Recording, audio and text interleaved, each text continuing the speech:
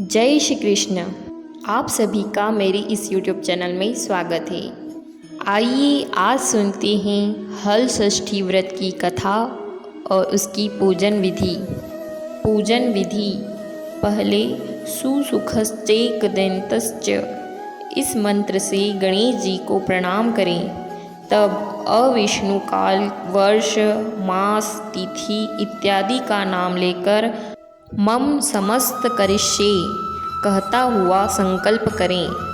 तब ओम नमः संभाय श्रीश्वत लक्ष्मीश्चद ओम गणनान्त्वा यवक्रंद्र इन चारों मंत्रों को पढ़ता हुआ शिव, पार्वती, गणेश जी तथा षडमुख भगवान देवताओं की गंध, अक्षत, पुष्प, धूप, दीप और नैवेद्य से पूजन करें। चलिए अब सुनते हैं हल षष्ठी व्रत की कथा। राजा युधिष्ठिर ने श्री कृष्ण भगवान से कहा, हे भगवान, हे देव की पुत्र, आपने तीनों लोकों के हित के लिए पृथ्वी पर जन्म लिया है, अतएव मुझ पर कृपा कीजिए। अपने अभिमन्यु के मारे जाने पर सुभद्रा भी बड़ी दुखी हुई है। शोक से पीड़ित होकर वह जी नहीं सकती।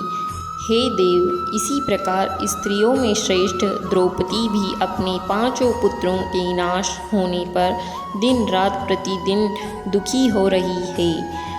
हे यदुकुल श्रेष्ठ, अभिमन्यु की भार्या के गर्भ की संतान भी अस्त्र के तेज से दंड हो रही है, क्योंकि अति दुष्ट अश्वत्थामा ने इस गर्भ को बिल्कुल निस्तेज कर दिया। इस प्रकार संसार में संतति के शोक से उत्पन्न हुआ ऐसा घोर महादुख हो रहा है। पिता अपने जन्म को तभी सफल जानता है जब उसके पुत्र चिरंजीवी, दीर्घायु और आरोग्य हो और उसकी संतति उत्तम हो। तो हे देवेश, उस दान या व्रत को बतलाइए जिसके करने से संतान शोक के दुख से माता पिता पीड़ित न हों। भगवान श्री कृष्ण ने कहा, यदि उत्तरा एक अपूर्व व्रत को करे तो उसका मृत पुत्र भी जी जाएगा, इसमें कोई संदेह नहीं है। राजा युधिष्ठिर ने तब पूछा, हे भगवान, इस व्रत की क्या विधि है? इसके कौन देवता हैं? किस काल में यह किया जाता है और किस स्त्री ने यह व्रत किया था जिससे यह प्रसिद्ध हुआ है? तब भगवान श्री कृष्ण ने कहा, सुभद्र नाम का एक राजा था। उसकी रानी का नाम सुवर्णा था। उसको हस्ती नाम का प्रसिद्ध पुत्र उत्पन्न हुआ। उसने अपने नाम पर प्राचीन काल में हस्तिनापुरी बसाई। यह बालक एक दिन धाय के साथ गंगा जी के तीर पर गया। जल से खेलता हुआ वह बालक बाल भाव से जल में चला गया। वहाँ एक मगर इसको पकड़कर गहरे पानी में ले गया। इस समाचार को सुनकर पुत्र दुख से दुखी रानी सुवर्णा ने क्रोध के मारे धाय के पुत्र को जलती अग्नि में फेंक दिया और फेंकने के बाद अपने पुत्र को याद करती हुई बड़ा विलाप कर रही थी। राजा भी दुख से व्याकुल होकर प्राण देने को उद्धत हो गया। धाय पुत्र शोक से दुखी व्याकुल होकर जंगल में चली गई और कुशा और परास से पूर्ण जंगल में मध्याह्न के समय शिवजी की पूजा करने लगी। उसने वहाँ प्राणियों से वर्जित सुनसान मंदिर में महादेव जी, कार्तिकेय भगवान, पार्वती तथा गणेश जी की पूजा की।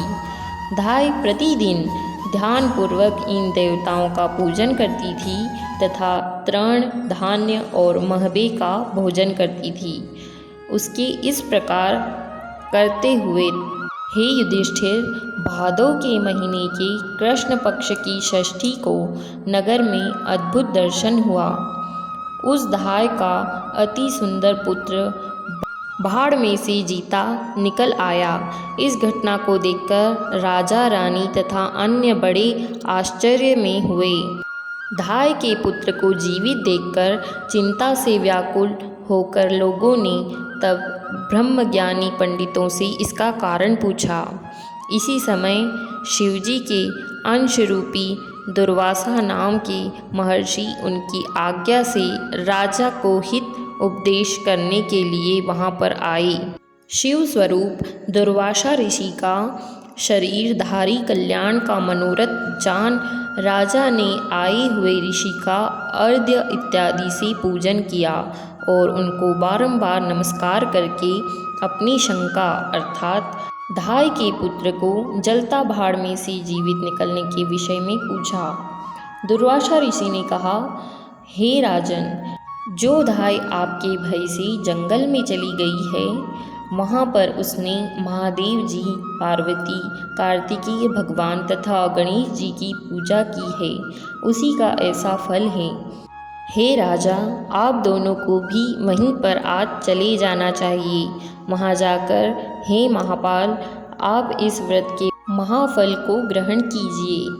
हे महाराज, उन दोनों राजा रानी ने इस प्रकार भली भांति संतुष्ट होकर पहले ऋषि को जंगल भेजा और उनसे सब वार्ता सुनकर राजा और रानी भी उस बड़े जंगल में स्वयं गए।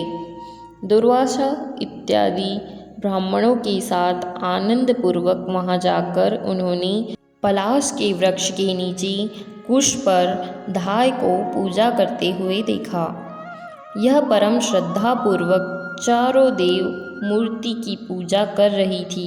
राजा ने धाय को आश्वासन करके उसके पुत्र से मिला दिया। तब धाय ने आनंद युक्त होकर राजा को व्रत के विषय में सब कुछ निवेदन किया। धाय कहने लगी, हे राजन, मैं आपके भय से जब से यहाँ आई हूँ तब से वायु भोजन करती हुई शिवजी तथा पुत्रों सहित पार्वती का पूजन कर रही हूँ। आधी रात को स्वप्न में आनंद दाता शिवजी को पार्वती के दोनों पुत्रों सहित बेल पर चढ़े हुए कुश और पलाश के वृक्षों के नीचे देखा।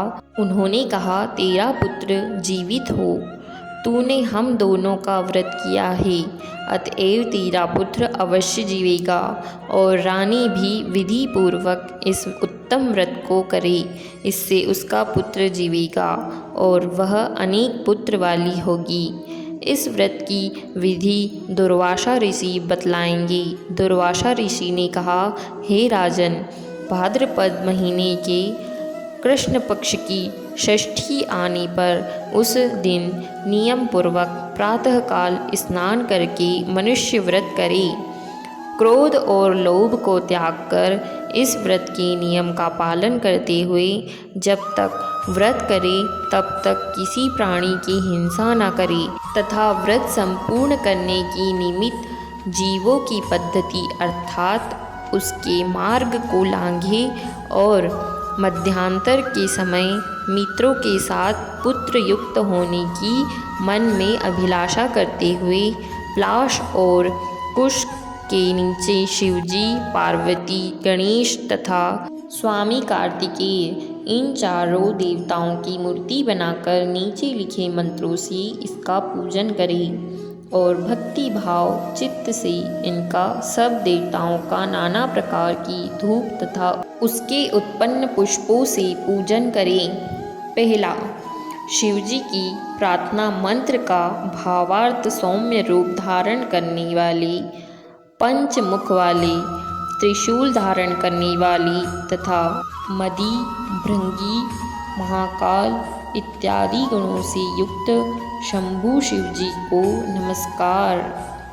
दूसरा, पार्वती की प्रार्थना के मंत्र का अर्थ, शिवा हर कांता प्रकृति श्रेष्ठ हेतु सुख और सौभाग्यदायिनी गौरी और धात्री को नमस्कार। तीसरा, स्वामी कार्तिकेय की प्रार्थना के मंत्र का अर्थ, मोर पर सवारी करने वाले देवता को, कोच पक्षी को विदीर्ण करने वाले कुमार, विशाख और स्कंद को नमस्कार। चौथा, गणेश जी की प्रार्थना के मंत्र का अर्थ, मूसे पर सवारी करने वाले देवता को, लंबे उदर वाले, सुंदर सूंड वाले, एक दंत वाले, तथा विघ्न को नाश करने वाले देवताओं को नमस्कार। दीपक, चंदन, धूप तथा नाना प्रकार के नैवेद्य से पूजन करके गाजे बाजे से ब्राह्मणों के साथ घर पर आवे तथा उस दिन महुए के फूलों के साथ तमाम का चावल भोजन करें और भैंस का दूध, दही, मट्ठा तथा घृत विशेष का भोजन करें। हे राजन, इस व्रत की ऐसी ही विधि है। जो मनुष्य ऐसा करता है वह पुत्र पौत्र से युक्त शीघ्र ही सुख को प्राप्त करता है। दुर्वासा ऋषि के वचन को सुनकर राजा ने इस व्रत को किया। तब मगर के बिल में से शीघ्र ही निकलकर राजकुमार ने माता पिता तथा दुर्वासा ऋषि के चरणों पर गिरकर प्रणाम किया और बोलने लगा, इस व्रत के फल से राजा को दीर्घायु, बड़े पराक्रमी, बलवान तथा सद्गुण संपन्न अनेक पुत्र उत्पन्न हुए।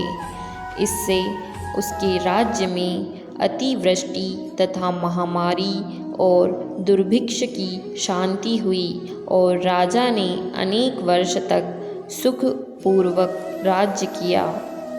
श्री कृष्ण भगवान ने कहा, यह उत्तरा इसी व्रत को करे। केशव भगवान के वचन को सुनकर राजा युधिष्ठिर कृतार्थ हो गए। अश्वत्थामा से हत उत्तरा का गर्भ शीघ्र ही जीवित हो गया। इस व्रत के प्रभाव से संतति स्थिर हो जाती है। व्रत करने के बाद शास्त्रोक्त रीति से विधि पूर्वक उद्यापन करें। सुवर्ण, बेल, भैंस, गाय तथा वस्त्र ब्राह्मण को दें तथा सोने और चांदी की सुंदर मूर्ति बनाकर वेद वेदांग में प्रवीण ब्राह्मणों के सहित इनका पूजन करें। विधि जानने में श्रेष्ठ राजा युधिष्ठिर ने इस व्रत को उत्तरा से कराया, जिससे अश्वत्थामा से इसका गर्भ रक्षित हुआ। इस व्रत के प्रभाव से उत्तरा के उदर का गर्भ उसी क्षण जीवित, गतिमान तथा प्रसव हुआ। हे राजन, यही संसार में जन्मेय को उत्पन्न करने वाला परीक्षित नाम का राजा उत्पन्न हुआ। हे राजन, जो कोई इस अपूर्व व्रत को इस प्रकार से करता है वह संपूर्ण पापों को त्याग कर सूर्य की महिमा को प्राप्त करता है।